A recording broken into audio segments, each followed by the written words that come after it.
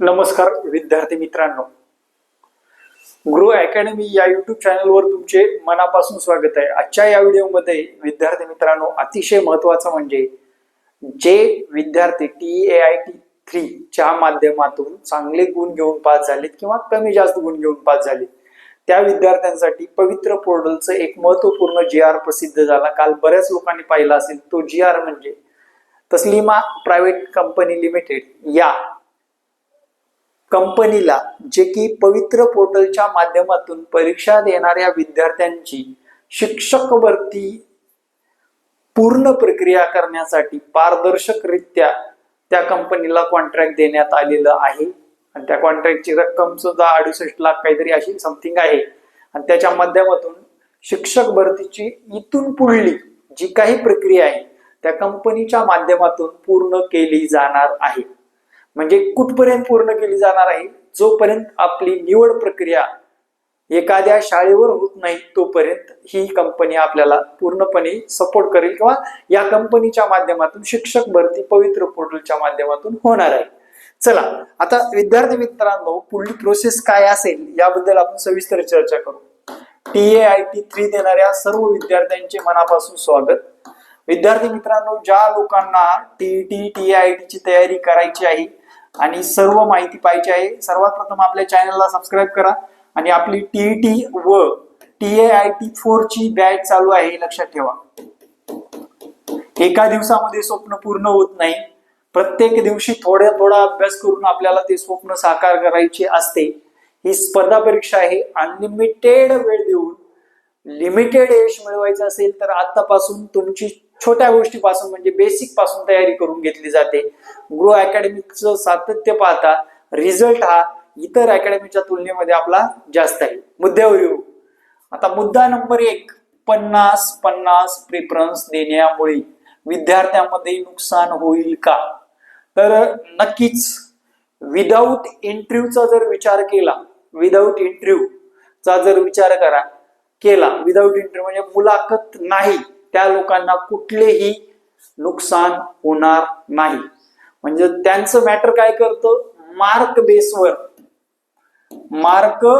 बेसवर त्यांना 100% या 50च्या अगोदरच म्हणजे 20, 25, 30 किंवा 35 जास्तीत जास्त 25च्या पुढे जातच नाही प्रेफरन्स, लक्षात ठेवा।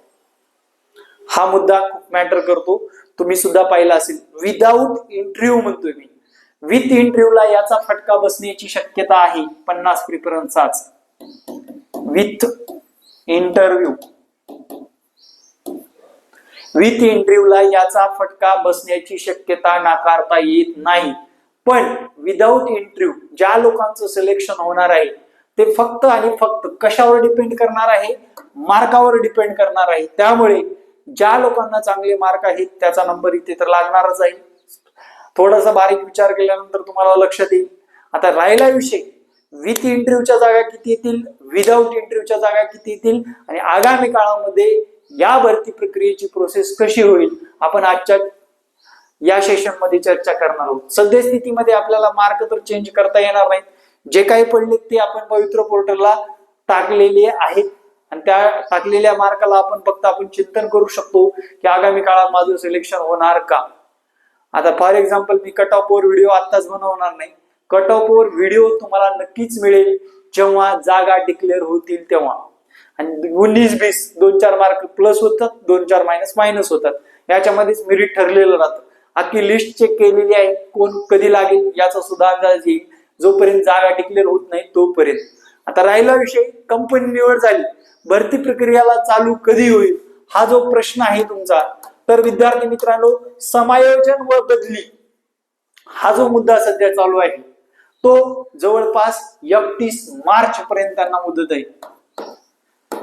31 मार्चच्या अगोदर पूर्ण महाराष्ट्रातील बदली प्रक्रिया व समायोजन प्रक्रिया पूर्ण झाल्यानंतर शिक्षक भरतीत रिक्त पदसंख्या 1 मेच्या अगोदरची सर्व रिक्त पदसंख्या भरली जाणार, हे आपण परिपत्रक याच्या अगोदर सुद्धा अपडेट मध्ये पाहिलेलं आहे। जागा मला पण वाटतं एक साधारण 9 ते 12 हजार या दरम्यान जागा येण्याची शक्यता नाकारता येणार नाही। यात झडपीच्या जवळपास 7,000 जागा राहतील. त्याच्यापेक्षा जास्त मोठी भरती होणे थोडस अवघड आहे. मला वाटतं 75,000 भरती व्हावं, पण ऍक्च्युअल मध्ये शासनाचा, वित्त विभागाचा, पटसंख्येचा, समायोजनाचा, विशिष्ट भागामध्ये अतिरिक्त शिक्षकांचा, या सर्वांचा रिअल विचार करता अंदाजित 9 ते 12,000 शिक्षक भरती होण्याची शक्यता नाकारता येणार नाही. ही 9 ते 12 असतील, पण पुढली 5 ते 7च असेल, लक्षात ठेवा. त्यामुळे शक्यतो या भरतीमध्ये गळाला लागल ते पटकन आपल्याला ऍक्सेप्ट करायचं आहे. आपण परत एकदा मुद्द्यावर, पुढली प्रक्रिया काय असणार? पुढली प्रक्रिया अशी असेल, तुमचं ही कंपनी शॉर्ट लिस्टेड करून सर्व क्वालिफिकेशनचा, भाषा विषयचा, तुमच्या मार्काचा, टीईटी क्वालिफाईडचा, सगळ्यांचा विचार करून तुम्हाला प्रिफरन्स देईल, पसंतीक्रम देईल. पसंतीक्रम देण्यासाठी तुम्हाला प्रिफरन्स अवेलेबल होतील. त्यातले आपल्याला किती निवडायचे? 50 निवडायचे का 35 निवडायचे का 40 निवडायचे का 10 निवडायचे? हे आपल्यावर डिपेंड आहे. पण ही निवड करत असताना आपल्याला जिथे जॉबला जाणं शक्य आहे, आपण जॉब करू इच्छितो या जिल्ह्यामध्ये, ते जिल्हे सर्वात प्रथम टाकावे आणि रिस्क घ्यायची असेल तर ती पद्धत वापरावी.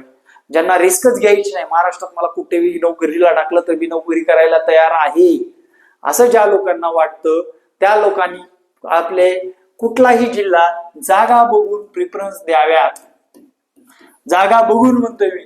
आता येणाऱ्या काळामध्ये जाहिराती येतात, त्यावेळेस तुमचं एक असा रखाना तयार झाला पाहिजे. ओपनच्या जागा किती, कास्टच्या जागा किती. इकडे जिल्हा, आता समजा पुणे जिल्ह्यामध्ये ओपनच्या 2 जागा आहेत, कास्टच्या 2 जागा आहेत.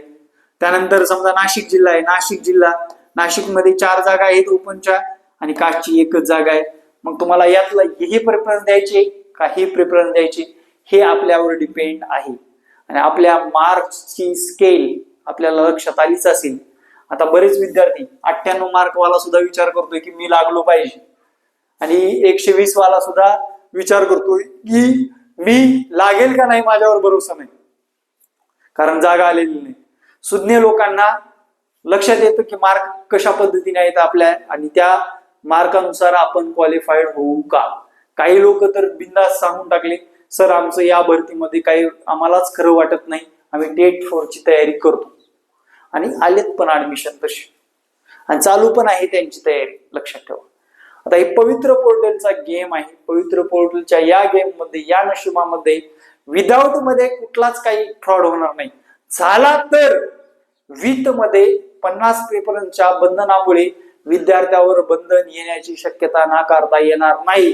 कारण विद्यार्थी मित्रांनो, जागा या सुरुवातीला ज्या काही रिक्त आहेत आणि ज्या काही मार्कची स्केल आहे, त्या मार्कच्या स्केलनुसार पटापट पटापट पटापट विद्यार्थी काय होतील, सिलेक्ट होतील. आणि दुसरा म्हणजे मुद्दा, आता फॉर एक्झाम्पल एखाद्याची अवकात 11वी 12वीला अवकात, मुद्दा म्हणतोय बरं का, 12वीला 11वी 12वीला लागायची अवकात आहे, त्याची 150 मार्क आहेत. आणि जर फॉर एक्झाम्पल त्याने जर विचार केला नको रिस्क घ्यायला, आणि त्याने विचार काय केला, नको रिस्क घ्यायला, मला 9वी 10वी बेस्ट आहे, जो खालून येणारा 9वी 10वीचा कमी मार्कावाला विद्यार्थी तिथे मुकला जाणार का. तो काय म्हणणार, मला नोकरीची आवश्यकता आहे. काय बोलणार त्याचे रे, मार्क बोलणार. लक्षात घ्या, काय बोलणार, मार्क. आणि या भरती प्रक्रियेमध्ये TIT 3 मध्ये एक गोष्ट जाणीवपूर्वक लक्षात आलेली आहे, त्यांनी एकदा निवड झाली की या भरतीचा विषय संपला त्या विद्यार्थ्यासाठी.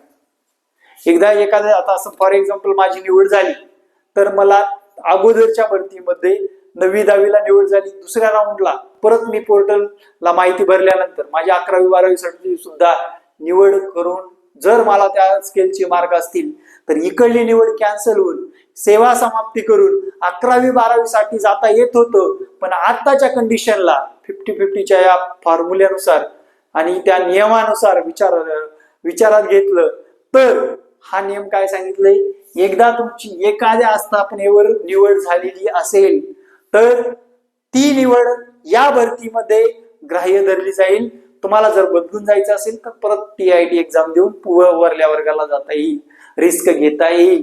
असं स्पष्ट सांगण्यात आलेलं आहे. त्यामुळे विद्यार्थी मित्रांनो, जाहिराती बघून, नोकरीचा जिल्हा बघून, कुठे नोकरी करू शकतो हे बघून, या सर्व गोष्टीचा विचार करूनच आपल्याला या आगामी येणाऱ्या शिक्षक भरतीमध्ये प्रिफरन्स देणं आवश्यक आहे. सर, प्रिफरन्स आल्यानंतर निवड प्रक्रिया कशी होते? बऱ्याच विद्यार्थ्यांचा प्रश्न आहे. प्रिफरन्स आले, निवड प्रक्रियेमध्ये दुसरा मुद्दा असा आहे, निवड प्रक्रिया होण्यासाठी किंवा पसंती क्रम आल्यानंतर निवड प्रक्रिया या जिल्हा वाईज होत असतात. जिल्ह्यावर तुम्हाला जिल्ह्यांच्या सूचनावर, जिल्हा परिषदेच्या शिक्षण विभागाच्या सूचनेनुसार आपली निवड परीक्षा, नियुक्तीपत्र, डॉक्युमेंट व्हेरिफिकेशन ही प्रक्रिया चालूच असते. कुणाला जून मध्ये भेटतं, कुणाला मे मध्ये भेटतं, कुणाला ऑगस्ट मध्ये भेटतं, कुणाला सप्टेंबर मध्ये भेटतं, कुणाला पुढल्या वर्षी पण भेटू शकतं. 2025 ची प्रक्रिया पूर्ण होईपर्यंत ही प्रक्रिया चालू असते. त्यामुळे विद्यार्थी मित्रांनो, फर्स्ट राऊंड, सेकंड राऊंड असे 2 राऊंड झालेले दिसतील तुम्हाला. कन्व्हर्टेड राऊंड 2 झालेले दिसतील. एकूण 4 राऊंड होण्याची शक्यता नाकारता येणार नाही. त्यामुळे या भरती प्रक्रियेमध्ये विद्यार्थी मित्रांनो, ज्या लोकांना सामील व्हायचे त्यांनी पोर्टल केलेलंच आहे. आणि यापुढे पोर्टलची अतिशय महत्वाची माहिती जर तुम्हाला मिळवायची असेल तर आपल्या दिलेल्या संपर्क क्रमांकावर कधी मधी किंवा आपल्या युट्यूब चॅनलला सबस्क्राईब करून ठेवायचं आहे. जय हिंद, जय महाराष्ट्र. पुनश्च एकदा TET TIT 4 ची बॅच चालू आहे. ज्या विद्यार्थ्यांना ऍडमिशन घ्यायचे त्यांनी मला या दिलेल्या संपर्क क्रमांकावर संपर्क साधायचा आहे. जय हिंद, जय महाराष्ट्र. धन्यवाद.